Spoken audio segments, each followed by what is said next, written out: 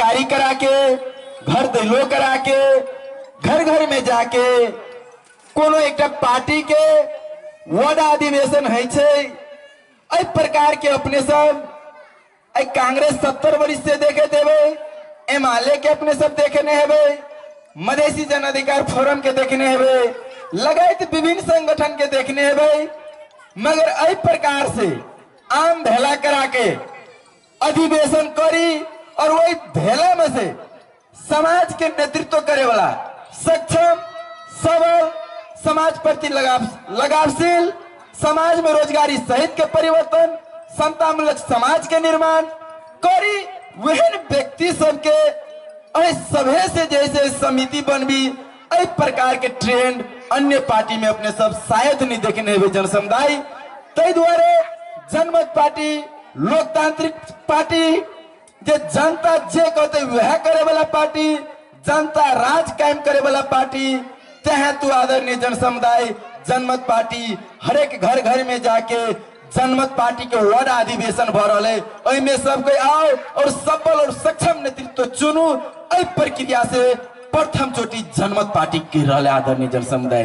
तो अपने सबसे हम आग्रह करो समाज के नेतृत्व करे वाला, वार्ड के नेतृत्व करे वाला जनमत पार्टी के सक्षम और सबल नेतृत्व अपने सब चूज करवे और वह नेतृत्व करे वाला आदमी समाज के सदैव परिवर्तन करते। तो अपने सबसे आग्रह करो सक्षम और सबल नेतृत्व चुन के पार्टी के आगाड़ी बढ़ेबे, सो जैसे अपने सबसे आशा और विश्वास रखे आदरणीय जन समुदाय। गांव एक बहुत ऐतिहासिक गांव है, गांव के बहुत चर्चा और परिचर्चा जिला में रहे है ठिनका यह समाज के बेटा जे आई प्रदेश प्रमुख है धर्मनाथ यादव जी, उनका व्यक्तिगत रूप से हम सम्मान करें और कतौ न कतौ सांगठनिक रूप से हम उनका प्रश्न भी करे चाहिए आदरणीय जन समुदाय। जे उनका त्याग, उनका संगठन प्रति के लगाव, उनका समाज प्रति के चिंतन विषय वस्तु पर उनका हम प्रणाम और नमन करेला चाहिए और संगठनिक हिसाब से उनका जरे हम प्रश्न भी करेला चाहिए। आदरणीय जन समुदाय एक गांव से एक योद्धा वही संगठन में जे एमएलए में जे कहे सर्वहारा पर दलित गरीब पिछड़ा वर्ग के अधिकार के लड़े वाला इस संगठन आज देश में कम्युनिस्ट के द्वितीय बहुमत के सरकार है, मगर जे गरीब दलित पिछड़ा वर्ग ये आम जनता के जे आज से 70 वर्ष जे अवस्था रहे जो के तो आयो यह है आई ठाव में आई दरमियान में विभिन्न पार्टी सब एले, विभिन्न नेता सब बनले, मगर जनता के जे परिवर्तन होगा चाहिए, जनता के रोजगारी होगा चाहिए, जनता के विकास के हरेक आयाम के परिवर्तन होगा चाहिए, इ कतौ नहीं देख रहा आदरणीय जन समुदाय। तै द्वारा हमारा प्रश्न है वही पार्टी पर, वही व्यक्ति पर जे समाज के सदैव वर्ग पर राजनीति करल गए, सदैव का दलित और गरीब और उत्पीड़न वर्ग के वोट ला जाके काठमांडू में जाके आयश और मौज करल गए और जब जब चुनाव एले बड़का बड़का सपना देखल के जब जीत के चल गए तो जनता के कोई भी परिवर्तन नहीं मिली। तै द्वारे वो व्यक्ति सबके अपना और के सवाल करना है जनता के फर्ज बने आदरणीय जन समुदाय। कहले कि राजनीतिक बड़का बड़का टांग हाथ वाला आदमी, बड़का संपत्ति वाला आदमी, जिम्मेदारी आदमी वह करते राजनीतिक, तेहन बात नहीं आदरणीय जन समुदाय। राजनीतिक विचार से करल जाए, राजनीतिक सिद्धांत से करल जाए, राजनीतिक शिक्षा से करल जाए। में गरीब और धनी के कोई मायने नहीं रखे है, में पटवारी और जिम्मेदारी के कोई मायने नहीं रखे है। एक गरीब के बच्चा भी अगर सक्षम है समाज के नेतृत्व करे के लगी, समाज के सबल करे के लगी, तो हम यहाँ ओकरा जितवा पड़ते और राजनीति में ओकरा हमरा आपके प्रोटेस्ट करे पड़ते। तै द्वारे आई कांग्रेस के भी देखिए, एमएलए के भी देखिए, चाहे माओवादी के भी देखियो, चाहे मधेसी जन अधिकार फोरम के, सदैव ही सब राजनीति करल गए गरीब निमुखा दलित जनता के लगा।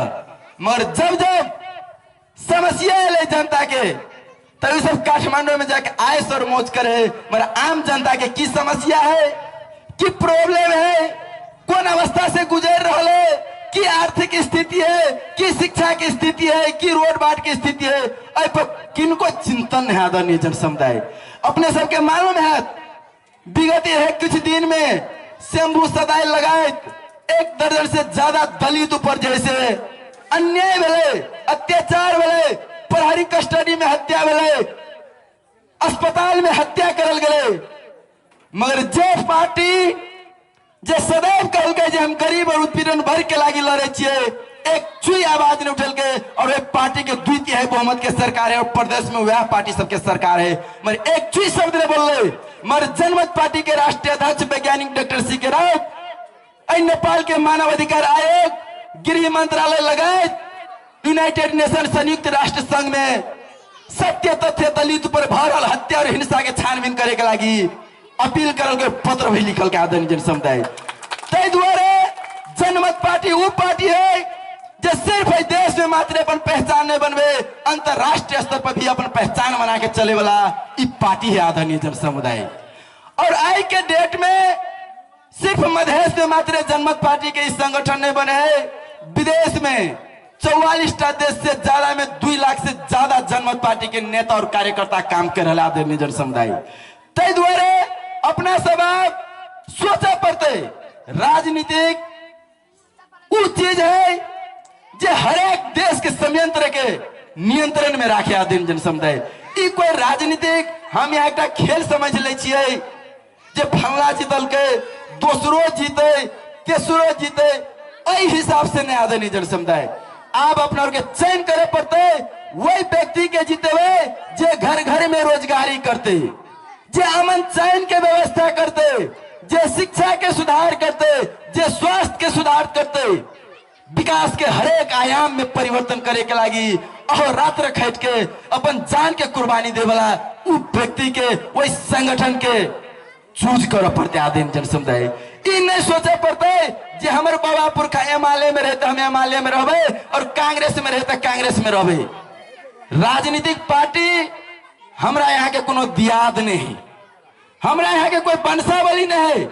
राजनीतिक पार्टी एक सिद्धांत और विचार पर चले वाला पार्टी, और विचार और सिद्धांत समय अनुसार जनता के जे मांग है, जनता के जे सोल्यूशन करे, ओकरा हमरा के साथ दिए पड़ते आदरणीय जन समुदाय।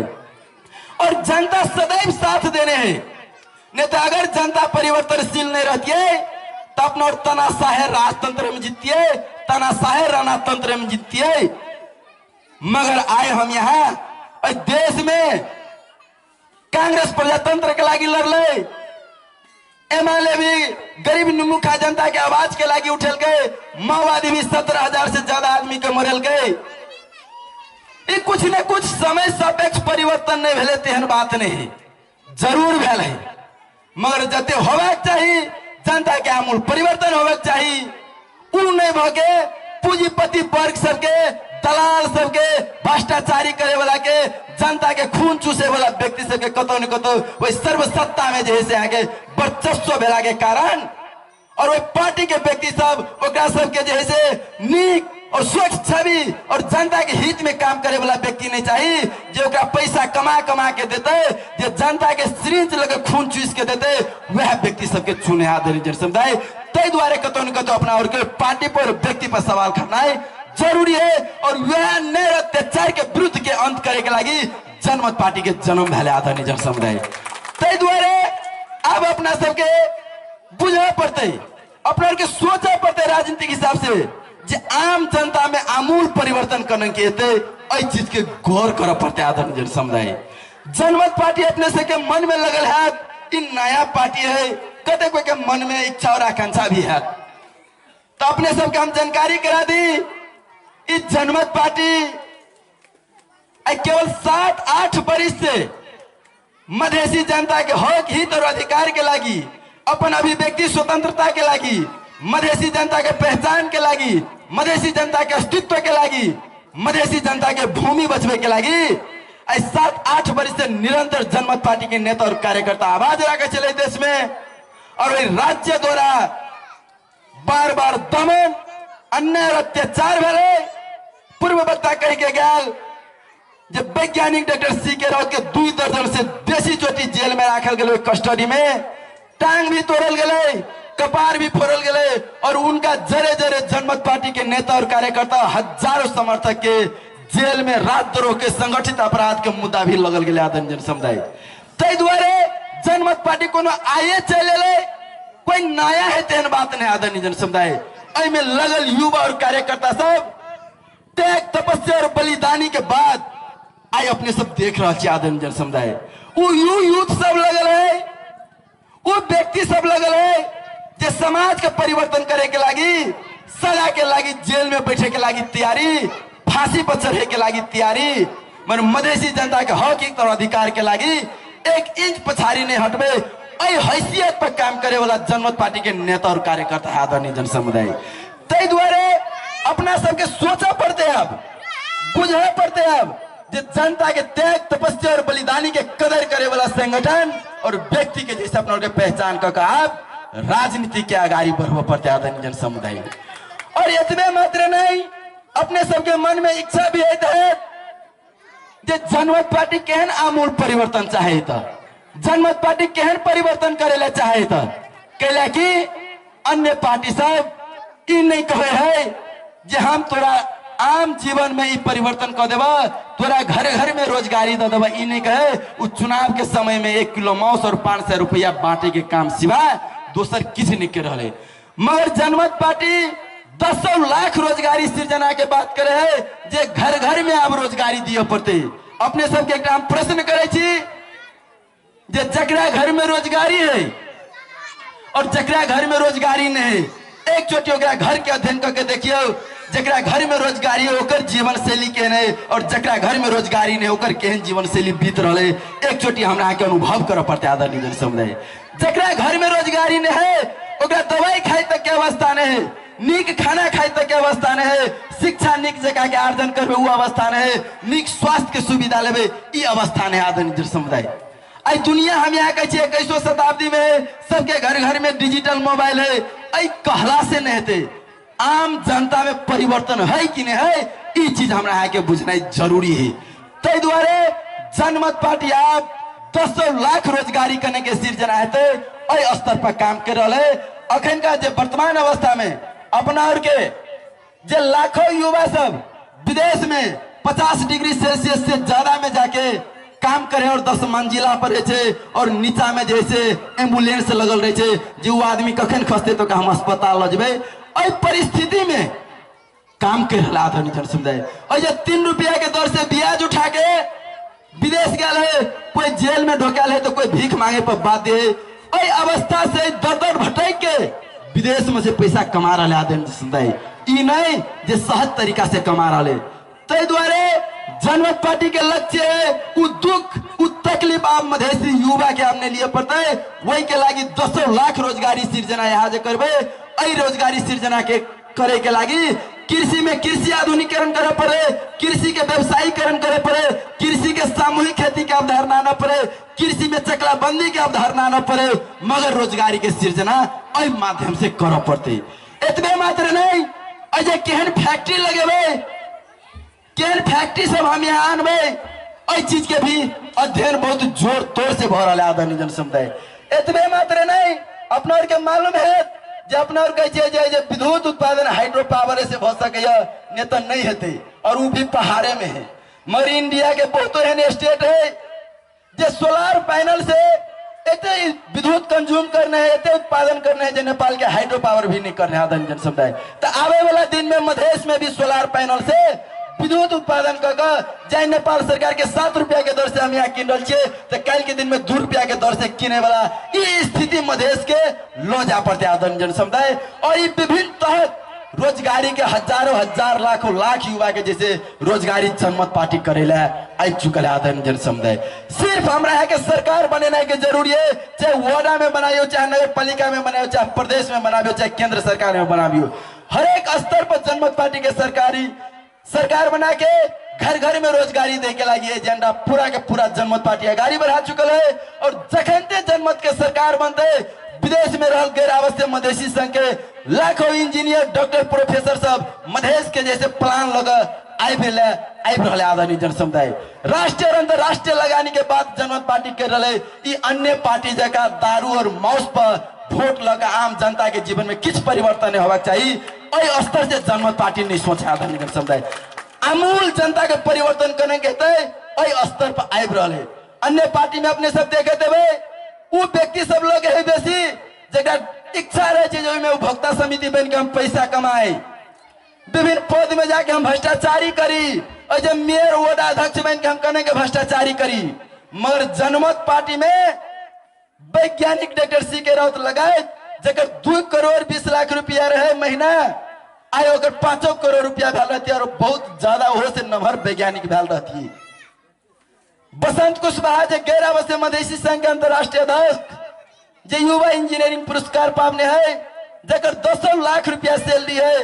सुरेंद्र इंजीनियर सुरेंद्र यादव के 200 लाख रुपया सैलरी है। शंभू डॉक्टर इंजीनियर शंभू शाह के 200 लाख रुपया के सैलरी है। वो व्यक्ति सब विदेश में से रिजाइन दे के मधेश के मातृभूमि के सुरक्षा के लागी मधेश के जैसे रोजगारी करे के लागी आब रहे आदरणीय जन समुदाय। अन्य पार्टी जगह ने भ्रष्टाचारी और दलाली करे के लागी जनमत पार्टी पे त्याग तपस्या और बलिदानी सहित पैसा के मोह माया त्याग के मधेश के समृद्धि के लागी में नेता और कार्यकर्ता आब रहे आदरणीय जन समुदाय। जनमत पार्टी अखन अपना देश में देखे थे जो केवल 3% मधेसी सेना में है और वो भी कौन स्थिति में है तो कोई केस काटे में कोई झाड़ू बहारू लगवे में कोई खाना पकवे में अवस्था से मधेसी सबके स्थिति है आदरणीय जन समुदाय। मगर अपना सबके मालूम है जहिया मधेश पर पूर्व काल में जब समृद्ध रहे मधेश में छुट्टे सेना रहे छुट्टे प्रशासन रहे और का अन्न वाली सब स्विट्जरलैंड तक जैसे सप्लाई है चले वही देश के वही मधेश के जो भूमि पुत्र सब आई कने के जैसे गद्दार हो सके राज्य द्वारा नेपाल सरकार द्वारा अघोषित रूप से मधेसी ऊपर सेना प्रहरी प्रशासन में बैंड लगा ले आदरणीय जन समुदाय। तै द्वारे कहे देश होकर जेकर सेना और प्रहरी है तो जनमत पार्टी कल आप लोक सेवा आयोग के माध्यम से एक दूटा नहीं मधेश के जैसे सामूहिक रूप में युवा सबके सेना और प्रहरी में करने के प्रवेश है व्यवस्था के मांग जनमत पार्टी के रहे आदरणीय जन समुदाय। अपना के मालूम है जे काठमांडू में आंदोलन है तो पाइन द्वारा दबायल जाए मगर यहाँ जो 62-63 के जन आंदोलन कर लिए मधेश आंदोलन अपना तो रमेश महतो लगाए तो 52 शहीद के शहादत दिए पड़े कैले दिए पड़े वही द्वारे जो इस शासन सत्ता में वही प्रहरी प्रशासन में मधेसी के बाल बच्चा नहीं भेला के कारण से वही पहाड़ी शासक सबके कनको मन में दरेग नहीं है जे गोली हम चलेबे तो हम कनबे उ तो आम मधेसी जनता एक मैरो देबे तो हमरा की फर्क पड़ते एहि स्थिति से एहि चिंतन से मानसिकता से सब गुजर रहा आदरणीय जन समुदाय। तै द्वारे देश में आम मधेसी के सामूहिक रूप में सेना के प्रवेश है मांग जनमत पार्टी के रहा आदरणीय जन समुदाय। एतबे मात्र नहीं 2062-63 साल के जन आंदोलन में मधेश आंदोलन में 52 शहीद भेले और 54 कैबिनेट मंत्री भेले और मधेसी जनता के जो सपना देखे नहीं रहे एक मधेश एक प्रदेश स्वायत्त मधेश प्रदेश आत्मनिर्णय सहित के अधिकार आए मधेश के 7 टुकड़ा में बैठ दल गए और वह व्यक्ति और वह सत्ता शासन में जाके आई मनोरंजन के रहे आदरणीय जन समुदाय। तो प्रश्न करे हम चाहे जे मधेश में कोनो उपेंद्र यादव के बेटा बेटी शहादत नहीं देने रहे और राजेंद्र महतो के बाल बच्चा शहादत नहीं देने रहे और महेंद्र राय यादव के बाल बच्चा शहादत नहीं देने रहे और आम मधेसी जनता के बाल बच्चा शहादत देने रहे। तै द्वारे वो विगत में भेल 11 बुधे सहमति 22 बुधे सहमति 8 बुधे सहमति उ दलाल उस शासक वर्ग सब छोड़ दिल गए मगर मधेसी जनता के खून से लिखा समझौता सब कार्यान्वयन करे के लागी जनमत पार्टी आगाड़ी बढ़ा देने आदरणीय जन समुदाय। स्तर पर जनमत पार्टी चल रहा है। एतबे मात्र नहीं जे अखन विश्व जे ग्लोबलाइजेशन है जे पर्यावरण जैसे रूप में जैसे बहुत प्रतिकूल भ रहा है मानव के लागी जे चाहिए आवश्यक वातावरण वो आवश्यक वातावरण अनुकूल नहीं भके प्रतिकूल बढ़ल है। एहि रूप में जनमत पार्टी अंतर्राष्ट्रीय स्तर में जैसे कने के वातावरण अनुकूल है मानव के इ पर्यावरण कने के बचते एहि के लागी करोड़ों वृक्षारोपण के अभियान जनमत पार्टी चला रहा है और सिराहा जिला विगते दिन से लाखों वृक्षारोपण के अभियान चला रहा है। आदरणीय जन समुदाय ओहि स्तर पर जनमत पार्टी कर रहा है। इतने मात्र नहीं, जनमत पार्टी प्रत्यक्ष लोकतंत्र के मांग कर रहा है। आदरणीय जन समुदाय जनता जे चाहते वह होबाक चाहिए। जेना स्विट्जरलैंड में कोनो भी विषय पर जनमत संग्रह करने के लागी 1 लाख मतदाता हस्ताक्षर संकलन कर सरकार के बुझेते तो कर संवैधानिक व्यवस्था है वही विषय पर जनमत संग्रह करवा पड़ते। तेहने नेपाल में अगर कोनो भी एजेंडा पर जनमत संग्रह करेबे तो 5 लाख मतदाता हस्ताक्षर संकलन कर बुझेबे तो कर संवैधानिक व्यवस्था होगा चाहिए जनमत संग्रह करने के लागी। एहि प्रावधान के मांग जनमत पार्टी के रहा। आदरणीय जन समुदाय जनता जे चाहते वो होबाक चाहिए। जनता के शासन सत्ता होगा चाहिए, जनता राज होगा चाहिए, जनता जे कहते वह हेते। एहि व्यवस्था के मांग जनमत पार्टी के रहा। आदरणीय जन समुदाय तै द्वारे जनमत पार्टी जनसंप्रभुता के सिद्धांत से आगाड़ी बढ़ल है और राइट टू रिकॉल जरा राइट टू रिकॉल हम यहाँ कहे छियै जे चुनाव के समय में विभिन्न नेता सब हमरा यहाँ के विभिन्न सपना सब देखा के जाइए और वो जीत के जब चल जाए तो 5 साल तक हम यहाँ किछ नहीं कर पाबि रहल छियै। मगर जन्म